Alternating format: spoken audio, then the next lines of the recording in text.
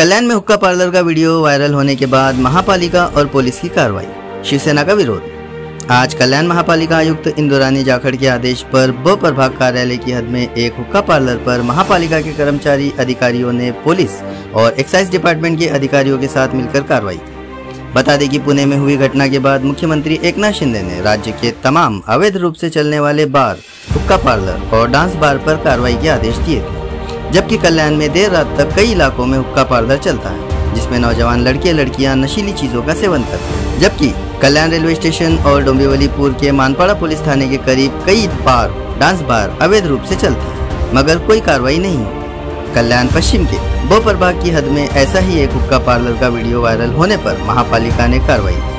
जबकि इस कार्रवाई का विरोध करते हुए शिवसेना की महिला जिला अध्यक्ष छाया वाघमारे ने कहा कि बिरला कॉलेज के पास की टपरियों में कोई नशीली चीज नहीं मिलती, जबकि चाय, कॉफी, नाश्ता और स्टेशनरी की दुकानें, जिन पर बेवजह महापालिका ने तोडक कारवाई की। आजपासनं आपण जे मुख्यमंत्री साहेबांनी काल निर्देश दिले की जे अनधिकृत ढाबे आहे, टपरी आहे, जे इलिगल बार आहेत, पब्स आहेत, जिथे अंडर एज लोकांना लिकर दिले जाते किंवा अजूनही अवैध प्रकारची गोष्टी होतात, तिकडे कारवाई करायची आहे। त्या अनुषंगाने ऑलरेडी लास्ट 1 महिन्यापासून आपल्या लोकांनी नोटिसेस बजावले होते त्या लोकांना आणि पुढची जी प्रोसेस आहे ते आजपासून आपण सुरू केलेली आहे। सकाळी बी वॉर्डमध्ये आपली कारवाई सुरू झाली।